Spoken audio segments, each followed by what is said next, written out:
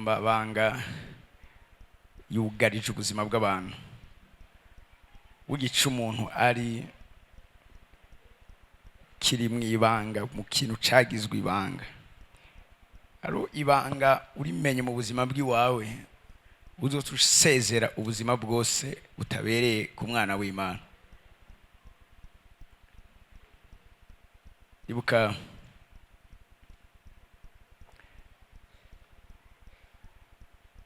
Imana ikirampamagara gukora gutangura kino gikorwa. Hari ubuzima twariko turabamwo mu muryango. Iyo mvuga ibicaniro, ndi umuntu azi icyo ibicaniro bishobora gukora mu buzima bw'umuntu. Ndibuka ico gihe twaba abo benshi bakunze kwita muri twonone. Mugabe iryo zina ntigiye kuba twonone ukundi. Ari izina rishasha kuko n'amazu ariyo mu minsi iri imbere agiye kubomogwa hubakwe meza. N'abantu bariyo bagiye kwisononora. Aho hantu turiko turaba victime, cyane cyane je ndiko ndaba victime ibikorwa by'ibicaniro. Musi umwe ndiko ndasenga, Mpwemu Yera anyibira ibanga. Arambwira gira ico wemereye Imana cyo tuma Imana igukura ahantu n'umuryango wawe, ahantu gufungura byari bigoye, aho hantu kuronka amazi twaba byari bigoye, amatara sinina ndavuga, kandi siko twe twavutse. Buryo bufumona umuntu abivukiyemo hanyuma bigahinduka. Mugabo kuba uvuye ahantu atacu warubuze ugaca ukorokera aho hantu, wiga kuja kuvoma, aya maboko manini umengo ndaja muri gym ntiyavuye ahandi, yavuye ku mabido nateruye tukira aho hantu. Saa 8 z'ijoro nabandi kwiboma ndiko ndavoma ayo mazi. Bwa buzima nyene bubabaje. Ndiko ndasenga, Mpwemu Imana ambwira gira ico wemereye Imana. Sinarinzi ico mvuze. Andashaka ndabatware gato ya mutawuri gituma ukwezi kugiye kuba ukwezi kuri special ku buzima bw'iwawe. Ndasenga ndabwira Imana, niba dukorera igitangazo ukadukura ahantu, je musavye wanda kwemereye ko aho tuzoba dusubiye kuko ahari muhira niho nari navukiye, nzoca ndakubakira igicaniro. Mbwira Imana, hazoba ahantu ho gusengerwa, hazoba ahantu ho gutabara abantu, nzovuga ubutumwa bwiza, nzosengera abantu, kizoba ikibanza abantu bazoza gutabarirwamo. Kume ndiko ndavuga ivy'igicaniro ntigeze ndavyumva namwe, ntigeze ndavyigishwa n'umunsi n'umwe. Mugabe iryo jambo nkikirisohora mu kanwa, ntihaheze amezi 3 Imana akoze ibintu turagaruka. Burya iki gikorwa uyu mugisha dufise hano hantu si kubera ko dusenga kuruta abandi, mugabo ni kubera ko aha hantu nahemereye Imana ko nzohayubakira igicaniro. Rero ngoma mvuge gatoya kubijanye n'igicaniro and then dukore ibindi bikorwa bindi. Muzigura amabira yanyu gatoya mu gitabo ca Yona, igice ni cambere umurongo w'indwi. Ariko imeko dusoma ku murongo w'indwi, duga gatoya shaka duhere ku murongo wa 4. Uku n'ukwezi kw'ibijanye n'igicaniro. Uku kwezi tugiye kuvuga ibijanye n'igicaniro, amabanga hishijwe inyuma y'igicaniro. Amen. Bo sinzi mu nsengere hageze ku bicaniro ndi jewe, hageze ku bindi atari gicaniro ndashobora kubigerageza kwiyadapta, mugabo ngasigerageza kwiyadapta ku bijanye n'ibicaniro. I am a man of altars. Amen.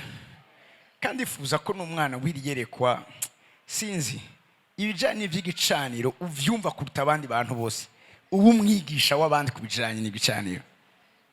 Kuko ntidushobora guhindura ubuzima bw'igihugu, bw'umuryango, bw'ishengero, bw'urunganwe turimo tudafise ihishurirwa kubijanye n'ivy'igicaniro.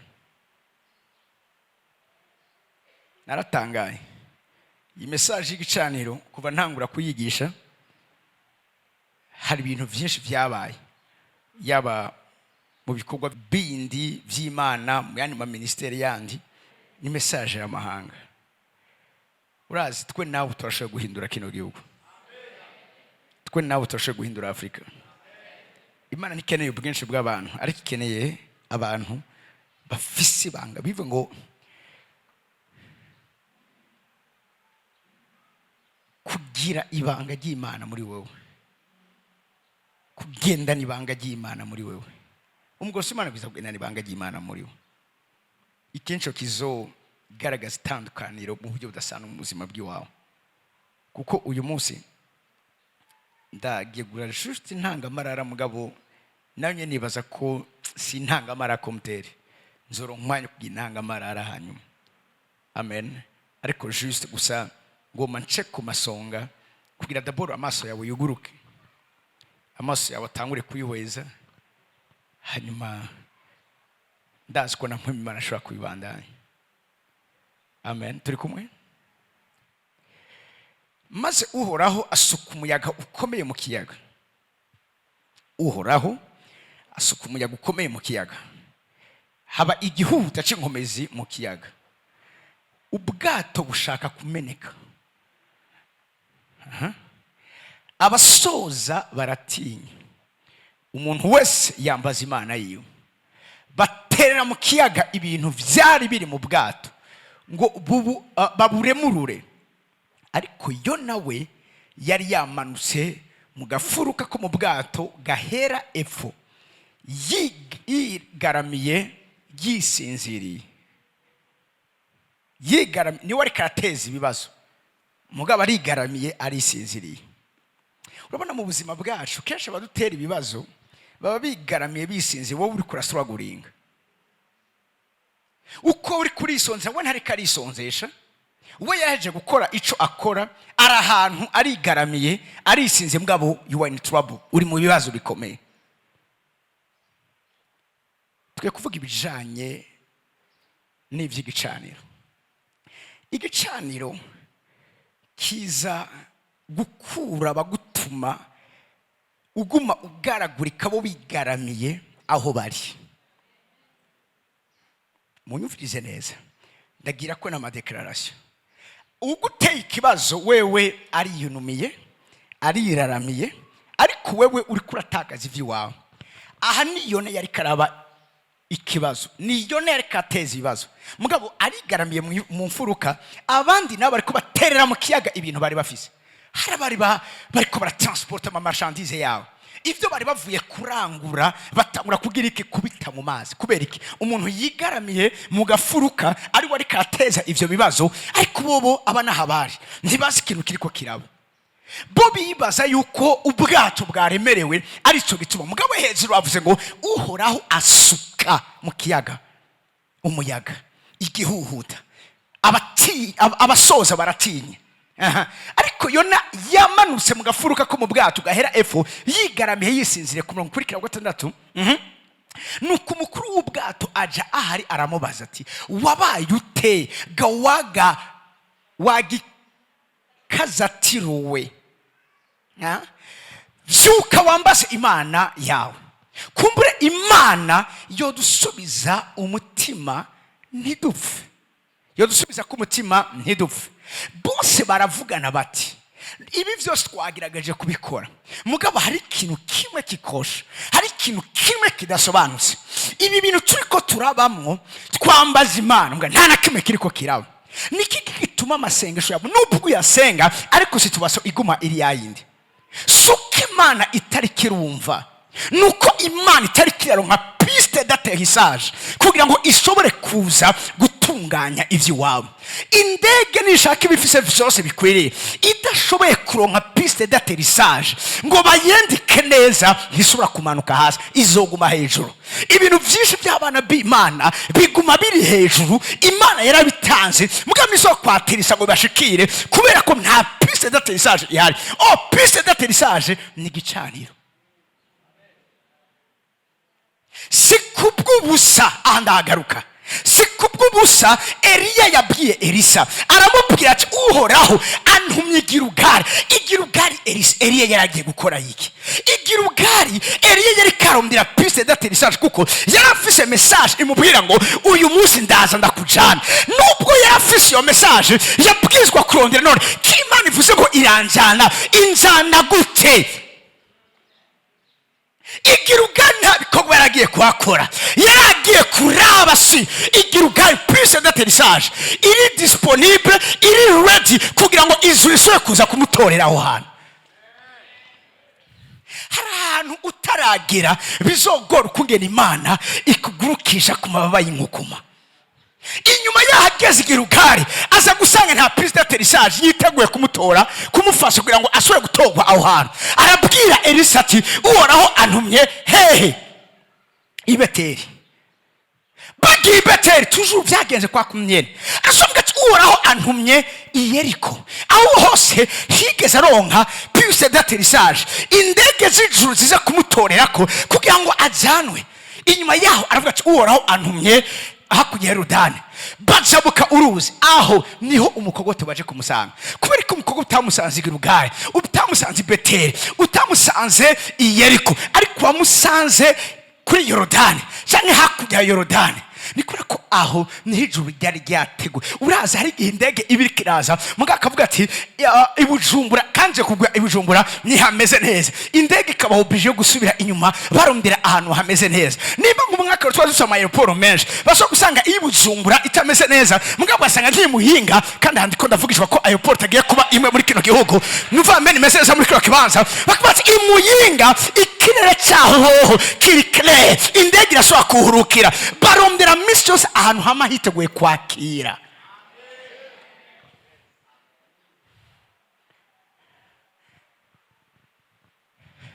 Bose baravugana bati nimuze dupfinde tumenye utumye dutegwa ibi vyago uwariwe.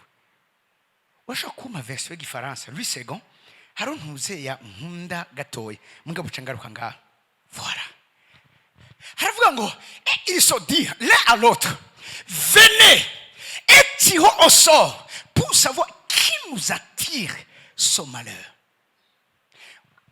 Umaze igihe uri kurasenga mugabo n'umunsi n'umwe nturibwira wibaza iki kibazo ababibajije tunone ibi bintu ko nasenze imaze umwanya munini kubera iki ibintu senga ntibiveho, kubera iki isi tubazidahinduka. Hano baravuze basenze bambaje Imana ntibagarukije ngaho baravuze ati nimuze dupfinde tubiza kumenya celui qui nous attire ce malheur, kuko aya mamaro ibi vyago biriko biratubako hari ahantu biriko birava. Birababaje uyu munsi kubona ishengero abana b'Imana dusobora kwibaza ko ibiba bipfa kuba. Nta kintu na kimwe kiba ngaha muri nosi yabariyo gipfa kuba gutyo nyene. Imisozi kiba cyiza kiba kibi hari aho kivuye, hari kibiteye. Kwa muganga bakikuvura amasemptomi ibimenyetso ufise ntibaje kudusomera ngaha bataramenya ico biriko biravako. Abaganga bari ngaha babwira babiza kumaze gukoresha ama examen bakubwira ati okay wavuze urashuje urumva uragira ama constipation uravyumfatwa niba bakubwira ati genda ukoresha aya ma examen. Kubera iki bagutuma kugira ama examen ni kugira ngo bamenye ico biriko biravako. Uyu munsi ndashaka kubatangaza ko uku kwezi tugiye kuja twese gukoresha ama examen tumenye qui nous attire ces malheurs. Ibi vyago bidushikira biva kuki? Kubera iki je naronka promotion, kubera iki ndazanje zikoroka, kubera iki je ntarongorwa, kubera iki je ntarongora, kubera iki je ntaronka akazi. Qui nous attire ce malheur? Icyo utarashobora kukimenya uri kure y'inyishu y'amasengesho yawe. Igicaniro ni scanner. Igicaniro kikugura amaso yo kumenya ibiguteza ibibazo. Hari abantu bamaze kuyimenya. Nakunze umuhungu umwe araho yaravuze ati jewe hari indoto murangira mu ijoro, hari umuntu iyo ndamurose ngenda nkamurota mu ijoro sinja ku kazi. Ati kuko igihe cyose nagiye ku kazi narose uyo muntu baranyiba, ndagira accident, ndagira imyaku, ndihenda, umuntu nari guha umuriyoni nkamuha imiliyoni 3, barandenganya, ndibwa, baranyescroka. Imisi yose nagiye ku kazi narose uwo muntu. Vuga mwani majambo yaramaze kumenya nimba ijuru rije rikamwereka uwo muntu mwani majambo we nuko urumva nyene atari umuntu w'imwemu cyane mugabo yaramaze kubimenya bivuga ngo abana b'umwijima baciye ubwenge kuruta abana b'umuco burya abafise amabanga y'ibinyegeje ugutera imbere no kuja imbere k'ubuzima bw'umwana w'umuntu saba kijijwe gusa nagiye gusanga ahubwo abakijijwe nibo bari inyoha pahapo y'abadakijijwe udakijijwe hari ibintu abona bati ibi oya ibi ndaduga ku gatumba mbaze kata muntu ushobora kubimfasha bari spirituel ariko we biragushikira ko biragushikira nta munsi no mu bigana n'umuntu nta munsi umuntu uraba umukozi w'Imana umbwira ati cyari ibintu vyama biriko biranso urabigumana kubati ngira niko bimeze igihe cyane kiraye igihe cyabo cyarageze hari abantu ibihe byabo byarageze mugabo ntibirabashikaho kubera ko igicaniro kikivyugaye kandi ntaco bariko barakora kugira ngo ivyo bintu bishobora kuba debloke. Iki ni kibazo umuntu wese ndiko ndashaka urufatiro buri muntu wese abwirizwa kumenya kino zatise umale ibi vyago biriko biva he garuka mu Congereza aha bavyumvise amen ni giki mu Congereza avuga ngo garuka mu Congereza bo bavuze ngo why has this awful storm come down on us they demanded barabaje kubera ufite uwo muyaga ninde muntu yo bari mu kiyaga agatangazwa n'umuyaga uri mu kiyaga mugabo baramenya ati uyu muyaga si umuyaga w'ikiyaga usanzwe uyu muyaga uri spirituel ndekene kuko kwezi mu abantu bakuze mutambukire kurugeza ko kumenya ngo uru ruhombo ngize si uruhombo ruri ordinaire parce que muri nosi umuntu yakadandaza hari gihomba nyene bisanzwe kubera ko uravyumva nyene ingene isoko imeze ingene ibintu vyageze amafacture mesha kubitera mugabo umenya ati uruhombo ngize ruri spirituel canke rurasanzwe iki kintu kinshikiye ngo mugabo ngo keshi birakunda gushika uravyumva inda za mbere zikavayo ivyo bintu bikunze gushika kubera ikarabo bitashikiye benshi imfura ziri ngaha si imfura baje bwa kabiri parce que imfura zabanje gufa kubera ikimisi yose ico kintu hari umuntu yigaramiye ahantu hari n'abatakiriho bigaramiye mu mva zabo mugabo bavuga ati mu muryango wanje wa mbere wese azovuka uwo ntazobaho baradesize ivyo bintu ngo twebwe wangu bacu ngo birakunda gushika uri kwifata nk'ibisanzwe mu high spirituel birakunze gushika iwacu ngo iwacu vrema kugira ngo vrema ngo uzabona umuntu ateye imbere ngo birashika ngo atira bagatera imbere ngo mugabo baba barushe kwere kibarinda kuruha hari bibarusha muriko mushunda ko navuga henge kuva mu Congereza ngo ari get my point muriko mushunda ko navuga qui nous attire ce malheur barabazanye inyuma yaho bagira ubwo bufindo bwabo garuka mu nyuma ubwo bufindo bugwa kuki bugwa kuri yona genda ku murongo w'icenda arabishura ati ndumuhe urayo nubaha uhoraho imana nyene ijuru yaremye ikiyaga n'umusozi next maze abo bantu bafatwa n'ubwoba bwinshi baramubaza ati ivyo ukoze ibi ni biki kuko abo bantu bari bamenye kwahunze babimenye gute aba bantu ntibasenga imana yaremye ijuru n'isi aba bantu basenga ibigirwamana aba bantu bari abantu b'imwemu ko umuntu w'imwemu ntibisobanura ko uri umuntu akijijwe umuntu w'imwemu ni umuntu azi ukungene agiranira imigenderanire n'igicaniro siriko muriko muranyumva kiba ciza canke kiba kibi aba bantu mugabo nabo nyene baramenye ibanga ko uyu muntu yahunze uhoraho kuko yari yagize iki yababwiye uhoraho siko bari bamuzi mugabo bari basikara imana ikomeye next kumurongo kurekene baramaze tira tukugire dute ngo ikiyaga kitureke niko muri majambo ibiriko biratubako bihagaze kuri wewe ukiri muri ubu bwato nta mahoro tuzakugira no tukugire gute kugira ngo uyu muyaga ushobora kugira iki kiyaga gishobore kutureka kuko nawe ari umuntu w'imhemu arabishura ati kuko ikiyaga ciyongeranya gusuriranya ku murongo wa 12 arabishura ati ni munterure munte mu kiyaga niho ikiyaga cobabera agahwekere kuko nzi yuko iki gihuta cy'inkomezi kibahora hari abantu bakora ikibi barazi neza kare wareka guteza ibyago rega suko batabizi barabizi barabizi mbwa bakabandanya ariko abo bantu barushiriza gusoza ngo bagaruke hakuno imusozi ntibabishobora kuko ikiyaga ciyongeranya gusuriranya kikagira iki kirabananira bariko baragerageza amayeforo bimwe vyinshi abantu bamariko barakora amayeforo atoya reka tugerageze no hanze ntibizokunda oya reka tugerageze uravyumva kundi naho nyene ntibizokunda reka tugerageze tuje mu Rwanda naho nyene ntibizokunda abantu bariko bagerageza amayeforo ikibazo wakimenya nimba ikibazo tarakimenya uri kure yo kuronka inyishu yawe cyo kimwe nuko ikibazo niba wakimenye tora inyishu y'ico kibazo ataruko nta mbabwire imwe ntizigira karimbi imwe muzikugwanya mu Burundi nizo zizokugwanya muri Canada umunsi umwe arambwira ngo jewe ngo kubera ibitero mfise ngo ngoma nomoke mpunge kino gihugu iyo uzoza iyo myuka naho nyene irasikayo nisaba visa ntigiha itike y'indege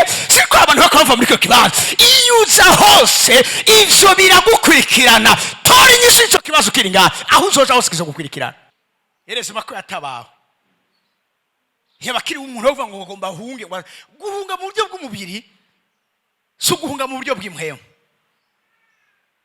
ivy'imhemu vyashizweho kuba hejuru y'ivy'umubiri siniko muri ko muranyumva ikibazo nimba ari kibazo gitegwa n'igicaniro cyo mu muryango ntikizoraba ngo warize ngo uvuga igifaransa neza donc vous voyez bla bla bla vyinshi birebire ayo mademo ntakene kumva igifaransa cawe nakene kumva icongereza ciwawe uko ateye abandi kunanigwa niko nawe nubwo uzuvuye hanze urigi hangange uzoshika ngaho ukananigwa hari abantu bagera imbere y'amadoze bikanko bayatreta pourtant bafise capacité yo kuyatreta kubera ubwenge bwabo barabwugara iki gihugu mwibaza ngo ntigifise incabwenge iki gihugu kibuza abanyabwenge iki gihugu kiragwanywa n'igicaniro kandi ico gicaniro nama ndikunda bivuga n'imbere y'abategetsi no bivuga ico gicaniro ntibakigwanya mu buryo bwa politike ico gicaniro kigwanywa mu buryo bw'imhemu kuko igicaniro cyo mu buryo bw'umubiri oya zose birahari kugira ngo tudekore haburiki ngo tudekore hari igicaniro tuza kubanza gukubita hasi iso naco netse kwikubita hasi tutaramenya neza ico gicaniro icarico gihagaze kuki cirosurusa mu biki hafa pase sinzi kinyamakuru nasomye umwana bari bahamvye w'umarbinos w'umunyamwema baragenda baramuzura baza kubafata bariko batangura kumucagagura ibihimba urabwira ko ivyo bintu hari ibintu bipfa kuba gucyo nyene umwe bavugira havuga ati ibi nibitagira nibatagico babikoze ko ezo bazotangura gufata abari bazima ivyo navyo bawose babikora abarinda kuza kuzura umuntu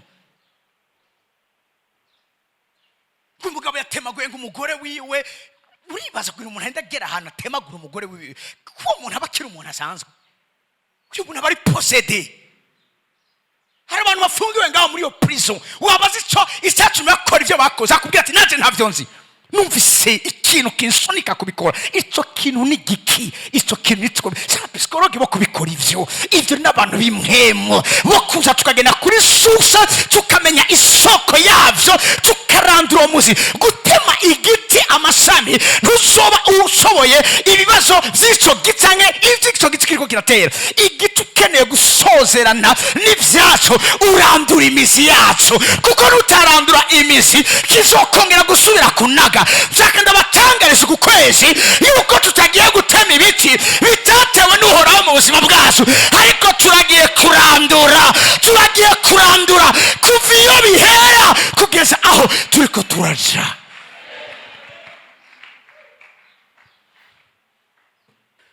ababwiye ko ahandi jewe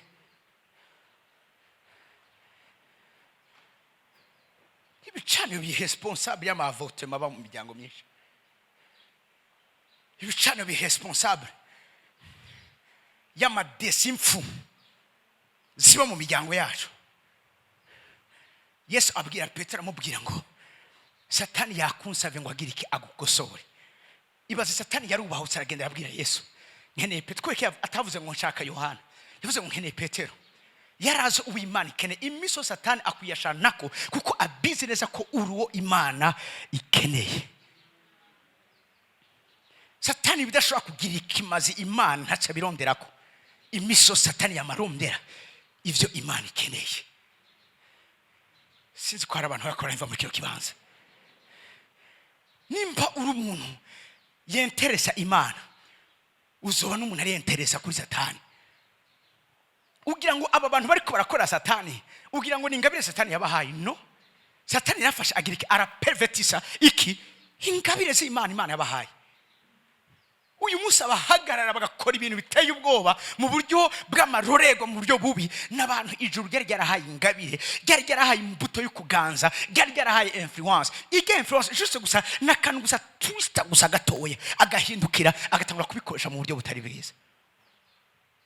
Ubwenge bwari kubaka igihugu akabukoresha mu gusambura igihugu. Ubwenge bwari kubaka ubuzima bw'abantu akabukoresha mu gusambura ubuzima bw'abantu.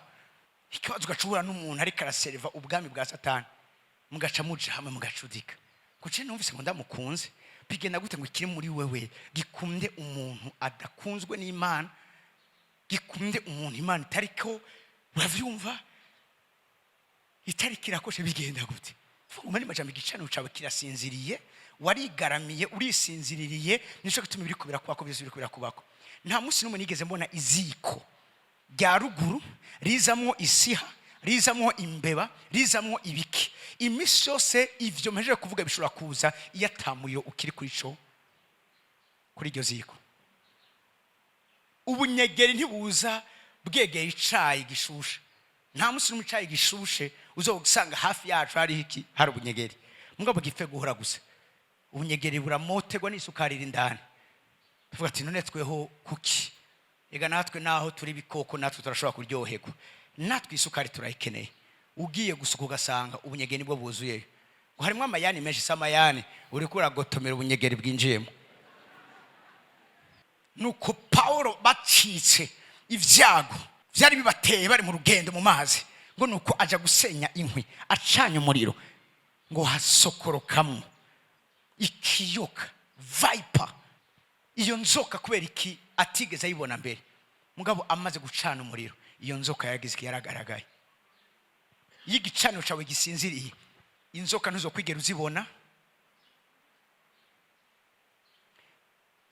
Muriko muranyumva? Ivyago uravyumuntu uzo kwigera ubibona, imigambi mibi y'umugwanizi uzo kwigera uyibona, ariko ihende gusa ucana umuriro, ihende gusa ubake igicaniro. Tanga kubona umuntu kare yari umugenzi watangiye gucika umwasi wawe, kumbe ntiyari umugenzi bwa bundi, mwagendana kugira ngo akwabure. Hari abantu barabizi neza aya mabanga arazwi imisimwe, kandi aya n'amabanga ya kera. Umuntu arabizi neza kugira ngo atere imbere, arakeneye umuntu yateye imbere kugira ngo bamanze bagire iki, basezerane isezerano.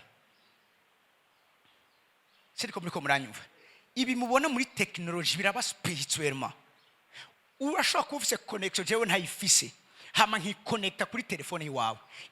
Iyo ntuze yawe bahita gute hotspot yawe canke internet yawe itari protege, ndashobora kuyaccessako. Nico gituma kenshi iyo ugiza ku kantu baca bakwereka imirongo yuguruye itari securize. Umunsi umwe hari umuntu atarabiza afise connection, afise wifi muhiri wiwe, hama misose yamabona abantu begamiye clôture yiwe, atewe kwereka imwe mwegamiye clôture yanje ganana. Ati abantu bazova bayihenura, bama misose begamiye clôture yiwanje. Nimugende bakagenda, umunsi kurikira bakagaruka. Ati numwagarutse mbwira iyi clôture yanje muyikundike cyangwa muri ko murayihamurirako. Niba ariko barahamura, iyo begereye hari iso baronka aho hantu. Hari abantu hama babegamiye kubera ko bazi ko ico baronka kuri mwebwe. Ivyo uri kuraronka nabo hari ivyo baronka, kandi iyo baje ari benshi wowe yawe iraba faible kubera ko bariko bayikonsoma ari benshi. Ugateshaje ikintu cyawe kikanka gushika, wewe ngo koresha muno meze ntimeze neza, sukita meze neza, baguhaye imeze neza mugabo yari iwawe, uri uko yoba iwawe usigaye uhisangiye naba. Hari abantu muri kino kibanza batazokongera gusura gusangira imigisha y'uhoraho n'abimana iteguriye. Numva mbere y'ubwoko bw'Imana muri kino kibanza, ivyawe bigiye kuba ivyawe, ego urasubira kwemera ugaha abandi, ariko utazosaka guha ntibazoronka. Ivyawe bigiye kuba gwawe, ivyawe bigiye kuba sekirije, ivyawe bigiye genda muri yo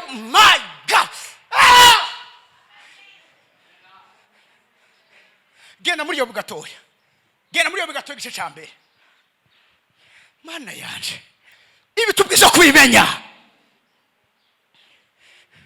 Na Satani afisha atinya, ntacapfa gukora gutyo nyine ataronse uruhusha. Ashaka kuronka ruvuye ku Mana, kuko Imana igaba byose, ariko mugabo kandi n'igihe haronka biciye ku bantu bamenye ko nyine bakseda ku buzima bw'iwawe. Yobu igice cya mbere, discussion ya Satani n'Imana. Hari ikintu kimwe nshaka kubereka.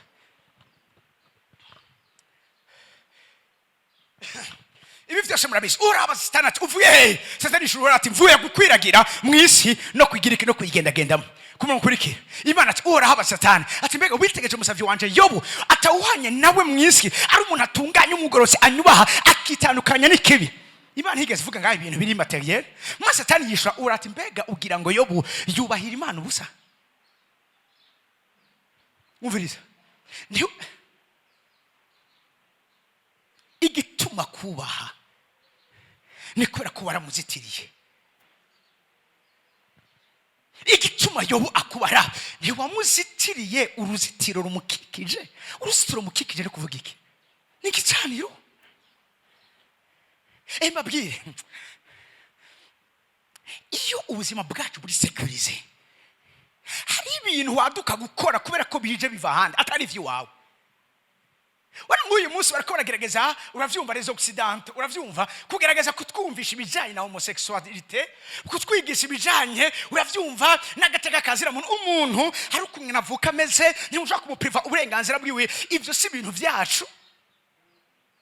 Ivyo ni ibintu Satani arikageza kuzana ahantu kugira avyinjize n'ahantu hatabakiri uruzitiro. Mu byo dusengera baturongoye, hari ibintu bitanguye kwinjira. Ntimoni ibi byo turimo byo bapire. Ntakicatuma Yobu yubaha Imana avuze ngo baramuzitiriye. Harafise igicaniro kizitira ubuzima bwiwe. No wonder Yobu hari prosperous. No wonder nico gituma Yobu ameze uko ameze. Shaka mbwira abantu b'Imana muri kino kibanza, hamwe n'uruzitiro uhoragiye kubaka ubuzima bw'iwawe, Satani aragiye kumenya neza, aragiye guhishurirwa neza, aragiye gusobanukirwa neza ko umva Satani kugira ngo agire icyo yoronye kuri Yobu, nuko Imana yemera kugira iki? Gukuraho uruzitiro yamushiriyeho. Ataruko era umunsi umwe bigeze kwerekana ikinyenzi, I think kiri mu icupa, baca bagitereka, baca bayiteka iyo cupa ahantu hari inkoko nyinshi. Inkoko zikaza sebate, wow, mbega indya tutarondeye zigiye gukubita zamene ku munwa. Kubera iki? Nivyo zirabona ico zikeneye, mugabo ayo ico zikeneye kiri hararinzwe. Tuzotera imbere batubona. Haleluya. Barongere kudukwega ntibadushikire. Numva amen meze neza muri kino kibanza. Birivuga ngo nuko bashaka Yesu kumuta mu manga, ngo ariko abaca mu myanya y'intoke. Byageze gutyo bashaka guhenura ntibikunde kwa muhenura, yarasizwe. Kristo bisigura ngo uwasizwe aranyerera, uwasizwe ntibamufata, uwasizwe ntibikunda ko bamugumya. Ikigerageza kugufata kiranyerera. Haleluya. Iwambuzitiri bonizo yiwe raba kino kintu nivyo atunze. Eske we nimba uzitiriye umuryango wawe urazitiriye, ivyawe birazitiriye, hano bariko batwishura amabanga akomeye. Ingene tubwiza gushira uburinzi ku buzima bwacu, do ku buzima bw'imiryango yacu, twa ku buzima bw'ivyo ijuru ryaduhaye. Nta fayi bwiza kuhaba nimwe. Bamwe bari bagiye, Satani aca ku byo batunze, arapeneta arashikira ubuzima bwabo. Abandi aca ku miryango yabo, arapeneta arabashikira. Abandi abacako ashikira vyose imiryango yabo n'ivyo batunze. Goma ndabavugishwe ko gatoya. Uku kwezi kugiye kuba ukwezi ko guca urubanza rukwiriye. uku kwezi uraho arakuzitirira, azitirire abo mu muryango wawe. Ati yawe mbega uyu mwaka kata muntu duhamvye, ni kubera ko uhoraho yarashize uruzitiro ku muryango wiwawe. Hari ivyo abantu babona biriko birababako bakibaza igicuma vyabaye, ariko twebwe abimwemo turazi igicuma ibiba biba. Nimba bazitiriwe turazi ko uruzitiro rwavuye, nimba bateye imbere turazi ko gutera imbere aho kwavuye. Turara amajoro turisomvyesha, tuhagarika vyose, tukarambarara imbere y'Imana. Nta kuna kuma Imana itoduhezagira, ihezagira imiryango yacu, ihezagire yongere ikingire ivyo dutunze. Amashi menshi ku mwami w'abami.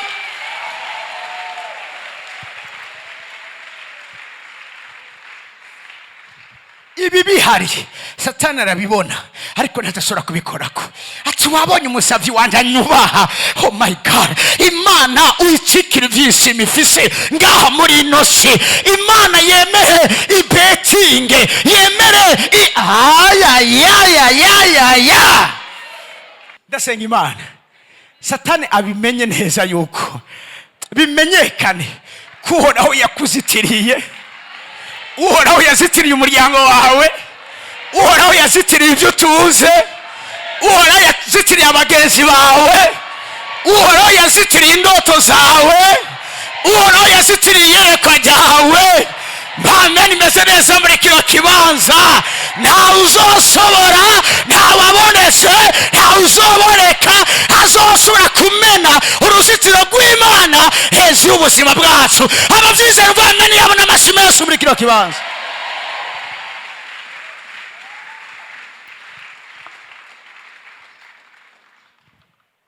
Oya, haraho ntaje ndavyumva ko muri ko murahankwegera mugabo sinje. Mugabo urazi rimwe na rimwe umuvyeyi ageze kuvyara, kigiye kigera ni kimwe, mugabo ivyo basaba umuvyeyi gukora. Mwabonye ko namanutse yareka sonduwe ndahari ibintu bica bibana. Umuvyeyi ageze kuvyara, heco baganga musaba gukora, bamubwira ngo umwana yamaze kwipositiona kugira avuke. Push, vuga ngo push. Push ni ijambo ry'icyongereza kivuye mu ijambo ry'igifaransa ryitwa pousser. Push, pray until something happen. Senga kugeza habaye ikintu. Hari ibintu uhora adashobora gukora mu buzima bw'iwawe utaragera ahantu bikudunumira, bikira ibintu biri gérable, bikira ibintu ushobora kubana navyo, bikira ibintu ushobora gutahura. Erega ashatwe niko tumeze mu muryango. Hanibize bigutangaza, twe mu muryango turateba kuvyara, nta numwe ashoka avyara. Twe mu muryango ufite Imana yaduhezega mbwa iduhezagira tutize. Twivye amashuri ntavyo badutumye. Undi ati jewe mukuru wanje Imana yamuhaye ingabire kurondera amafaranga, nanje nshima ingabire yo kuyajya. Arayarondera nanje nkayajya. Uri kuravyumva? Bikiri ivyo bintu ntiharagira ko umwana avuka. Ariko kugira ngo uwo mwana avuke no kubanza kuba inconfortable, nuko bitangura ku bintu uvuga ati oya ibi bintu singiye kongera kandi gusubira kuvyemera. Enough is enough. Umuntu ataragera aho hantu naragera kuvyara inyishu y'amasengesho yiwiwe. Ndashaka abantu muri kino kibanza ibise bitangure babwire ko mtegeza kuja kwa muganga. Umva iyigise caje mbona ntaco ndagenda kigira mu buryo bw'imhemu gusa, mugabo iyigise caje ntusubira kubandanya programa ziwawe. Wari kuraraba match igise kikaza, ako kandi utangura kwegera amavarizi yiwawe, ako kandi utangura gushusha imodoka nimbo yifise, utangura gutelefona abantu ati mbega uwosura kuza ukamerekeza, ndumva harageze. Bavyumva gute ko hageze? Hari ibintu bitangura kubarya, hari ibintu bitangura kwamera nabi, hari ibintu bitangura haleluya guhinduka mu mibiri yabo. Ibyo bari bamenyereye sivyo bakomeza bumva. Ako kanya toya ndumva hageze. Sakabwira abana b'Imana muri kino kibanza, ndumva ibintu biriko birahinduka, ndumva ikirere c'imhema kiriko kirahindura ibintu. Hari ibintu bigomba y'ubuzima bwanyu. Hari ibintu bigomba bitangure kuba hejuru y'ubuzima bwanyu. Ndumva ibintu biko birahinduka, ndumva umwana hageze kaza, ndumva ko tubyara amasezerano, igihe cyo kubyara amasezerano ndumva cyageze. Byaratevye ariko cyageze. Haleluya! Umuvyeyi arabimenya ko hageze. Ntabaye mwigisha kwa muganga ariko aravyumva. Haleluya! Eliya abwira Ahabu, abwira umuntu we ati genda umubarire uti hagarika ibyo uri kurakora. Iyo igihe cy'Imana kigeze ivyo ariko birakogwa byose birahagarara. Sinzi ko abantu bakiri mu cyo kibazo nk'ubamenya imeze neza. Haleluya! Iby'abapfumu n'abarozi bari bamenyeye gukora igihe cyawe cyageze birahagarara. Bari bamenyereye guhamagara Bayali ikamanuka igakora ibitangaza bakeneye, ariko kuko igihe cy'uko Imana yisura mu Bisirayeli cyari cyageze, bahamagaye Bayali ntiyitaba, barikebagura Bayali ntiyumva. Yumva mbere y'ubwoko bw'Imana muri kino kibanza. Haleluya! Ibyahora bibumva ntibigiye kubandanya bibumva ukundi, ibyahora bibakorera ntibigiye gushobora kubakorera ukundi, ibyahora bibatabara, ibyahora bibafasha, ubufasha bari bafisha bugiye kuvaho. Icyabakingira kigiye gukurwaho, icyabakingira kigiye gukurwaho, icyabakingira kigiye gukurwaho. Ubushobozi bw'Imana bugiye kuza mu ruhande rwawe, bisanzwe Imana iri mu ruhande rwacu. Mbega uwatugwanya ninde?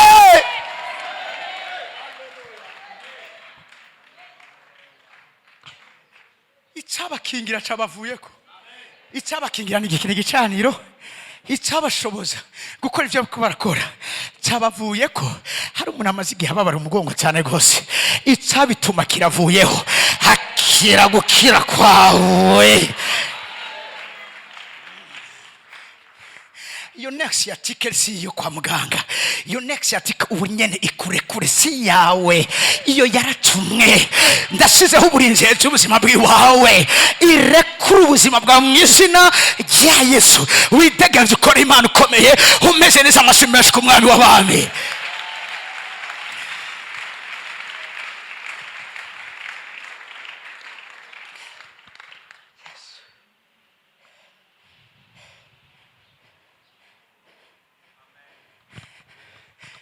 Yabwira Ahabu, arambwira ati hagaruka ibyo uri kurakora. Umubwira uti arumva akariri k'imvura nyinshi. Imbere yuko biba tubanza kubyumva.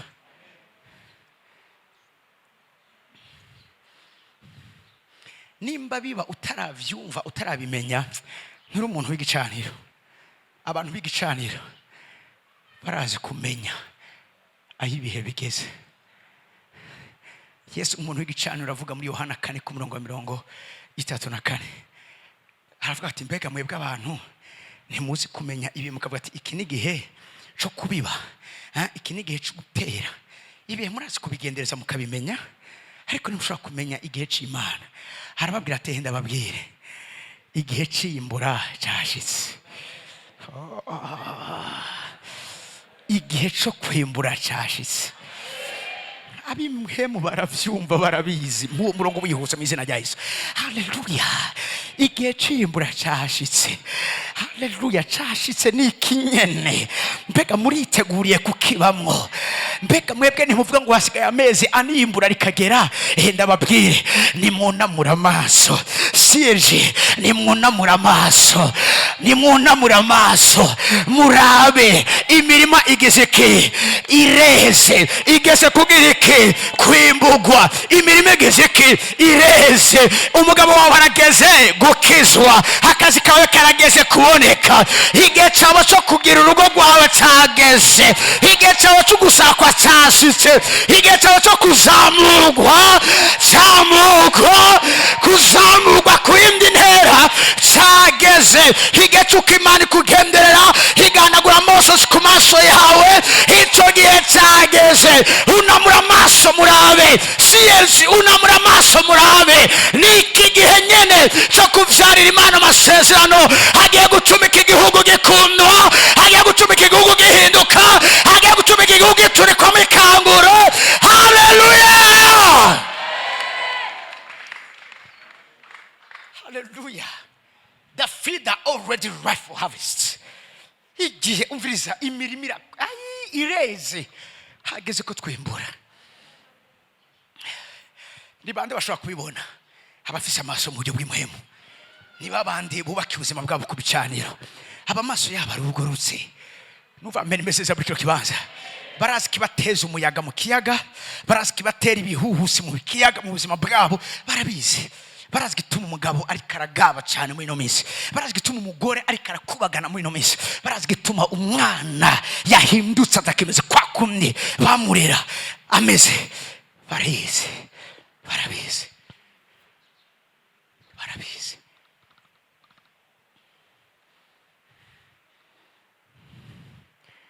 barabizi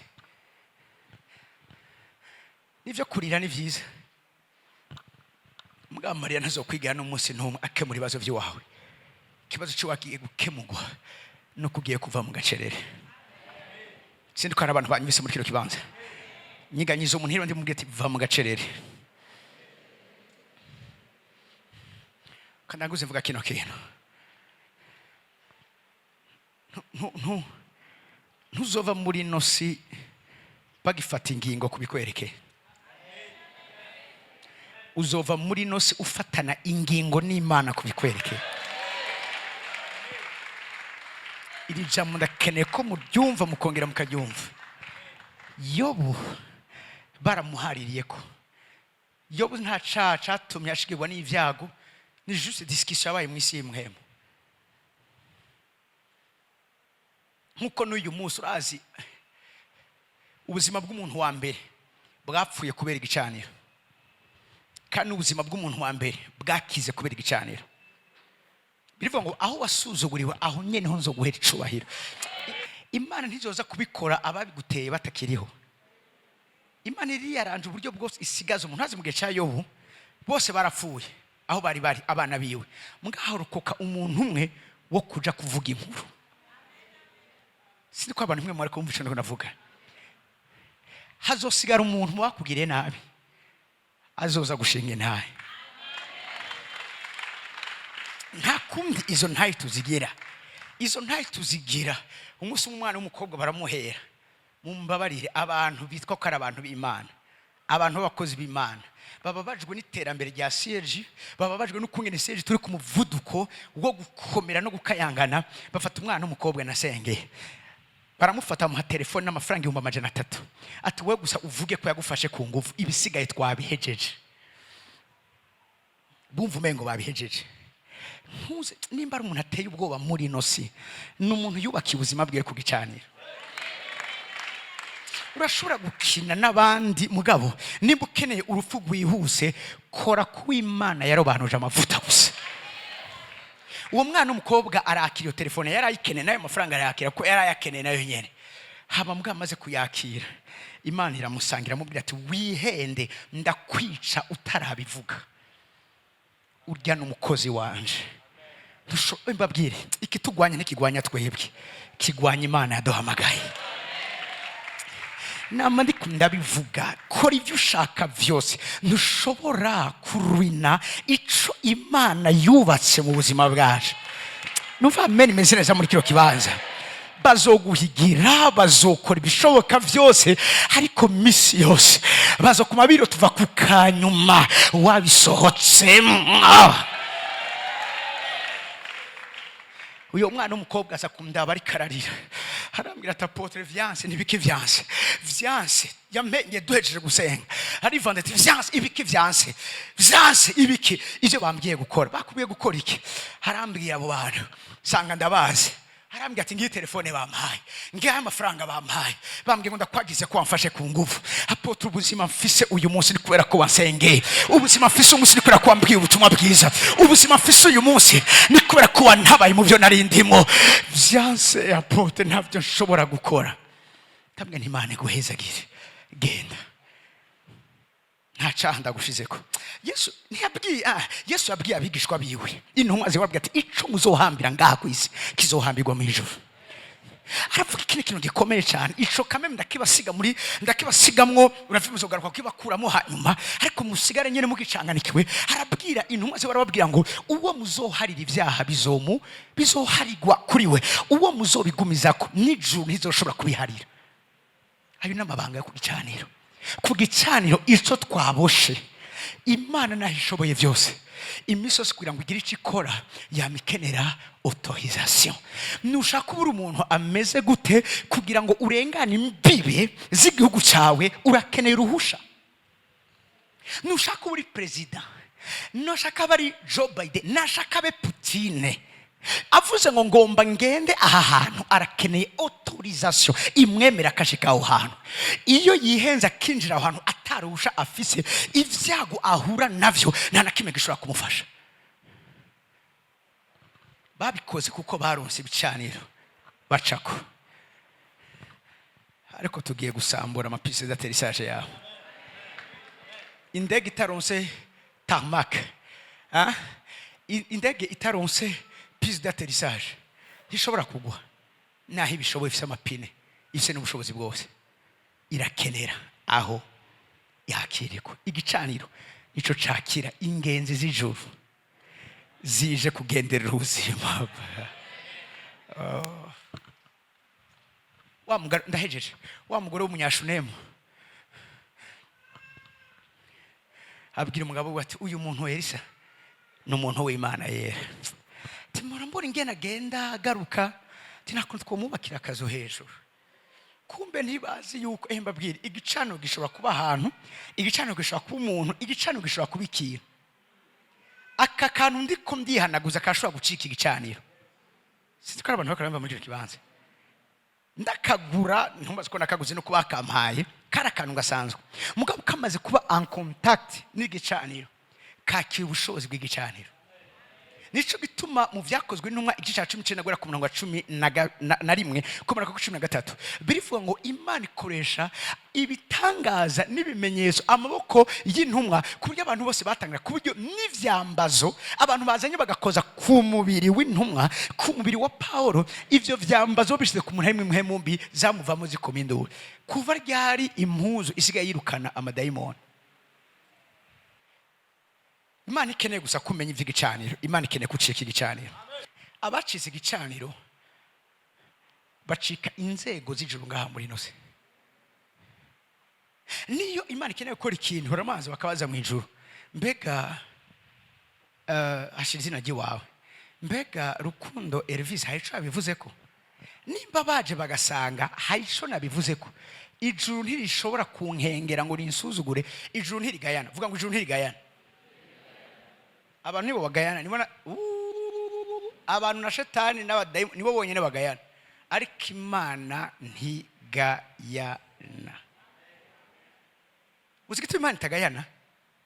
Ico Samuel yayibwiye yaragifatiye ko mu gufata ibintu. Samuel abwira Imana ati, none Mana wombwiye ngo nje kwimikisha amavuta Dawidi, mugabo Saul ashariho, none ndaza gushikayo gute? Niyabimenya eske ndaza gushikayo? Kuko Samuel ntiyari umuntu asanzwe. Samuel yari gicaniro, yideprashije ivyaremwe vy'ijuru n'ivyo ku isi, vyideprasanya hamwe nabo. Baba ngene bandaba muri kibazo. Haleluya. Taza kubimenya, si urabizi iyo umaze gucika ugwego nta kintu na kimwe uba ugikora mu ibanga. Niyo nanyegeye ahantu ngo abantu ntibabimenye, sanga amatelefone ngo narumvise ko wagiye gusenga, uransengera. Mwamimenye gute? Umuntu amaze gucika ugwego ivyiwe ntibabikiri ivyiwe, abishaka atabishaka bateza kwiranda bakamenya amakuru yiwe. Ingene banda aha niho turiko turaje. Abantu bose bacitse inzego ngaha mu inose nibo tubona uyu munsi Bibiliya yagiye igira ici bavuzeko. Nuko azinduka mu gatondo, iyo baza ko kantu konyene azinduka mu gatondo, inde umusavyi w'Imana Aburahamu azinduka no kuzinduka gusa, no to detail tudakene baratugwa kubera ko it's a VIP man, it's a very important person. N'ugwego Samuel abwiye ikintu Imana yacumva. Tinoraziga Samuel reka tubikore guke, kandi babikoze uko nyene. Aburahamu amaze gucika ugwego, Imana ati yari koze rero ati haico twakora tubiye akabanga umusavyi wacu. Imana iragaruka ataburahamu amahoro ni sawa. Aburahamu nawe aramenya ataba abantu si abantu basanzwe, arabagaburira. Bamaze kurya, kumbe umwe muri bo, bari batatu, umwe muri bo yari Imana. Nyuma yaho Imana ati wapi uyu muntu ashize kimaze ku gicaniro. Ari kimaze iminsi yose igicaniro kiravuga. Raba neza isezerano ry'uko Aburahamu aronka Isaka ntiryari atakimaze Aburahamu yatanze. Agenda arondera ikimasa kimeze neza, arakibaga kibagira abo bantu. Bamaze kurya baranezerwa, umwe muri baraguruka, tumugore wawe Sara ariye, ati sinzahara, ati aho umugore wawe aho mwakuze ubugeze nka azo afise umwana w'umuhungu. Sara ati ati utwenze iki? Nta na kimwe. Saramaze mbega hari kinaniro horaho. Is there anything hard to the Lord? Hari kintu kimwe kinaniro horaho. Sara chavuye ikintu gikomete, uhoraho arantwe mwakire gutwenza ku kwezi Imana yawe. Afite uhoraho arantwengeje. Ndabifurije gutwenzwa n'uhoraho. Apana gutwenzwa n'umuntu, gutwenzwa n'uhoraho. Uhoraho ari igihe hagutwenza, mu gutwenza hagutwenga ukarira kandi agutwengeje. Uhoraho agutwengeje kenshi si gutwenga kenshi gutwenzwa n'uhoraho.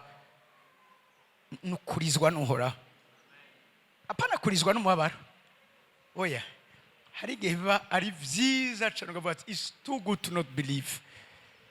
Mu Gifaransa bavuga gute? C'est trop beau pour être vrai. Hari ngo ushobora ati none oya tangura kwiga ibinuma kwira wumvirize ko ari vyo. Musuma navyutse nariko ndota mfise ikimare cuzuye amafaranga. Ndabona n'ahantu cari kiri, mvyutse nzinduka nja kuraba, sanga nariko ndarota. Ndavugasha ibi bintu ngiye kubabara, mpemo yarambwiye ati ntubabare, ndiko ndakwereka ibiri imbere.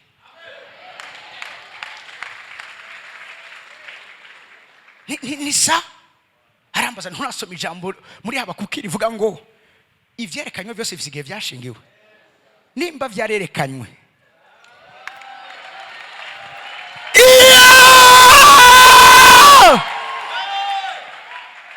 ijuru ntirigangabuka. Vuga ngo ijuru ntirigangabuka.